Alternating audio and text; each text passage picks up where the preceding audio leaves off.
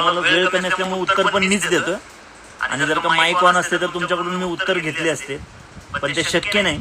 आणि आपला बिझनेस काय आहे यात जर का तुम्हाला उत्तर पाहिजे असेल तर आपला बिझनेस आपल्या जवळच्या लोकांना कॉन्फिडन्स देण्याचा बिझनेस आहे, विश्वास देण्याचा बिझनेस आहे. पहिल्या दिवशी ज्यावेळेस तुम्ही जॉईन केलं ना स्वाती मॅम, त्या दिवशी तुम्हाला प्रत्युष कसं चालेल याची आयडिया नव्हती. प्रत्युष मध्ये ज्वेलरी येईल याची आयडिया नव्हती. फक्त साडी, प्रत्युष मध्ये साडी येईल याची पण आयडिया नव्हती. पहिला दिवस आठवा, सगळे दीपाली मॅडम असेल, तुम्ही असेल, किंवा जे पहिल्या दिवसाचे सगळे सहकारी असतील, सगळ्यांना आठवा. तुम्हाला पहिल्या दिवशी काही माहिती नव्हतं.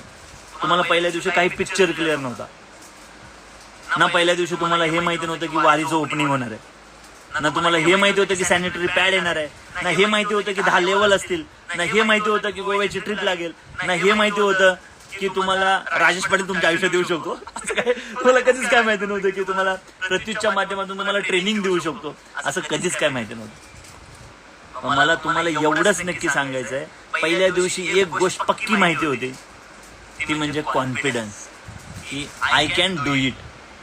मी करू शकते, आम्ही करू शकतो.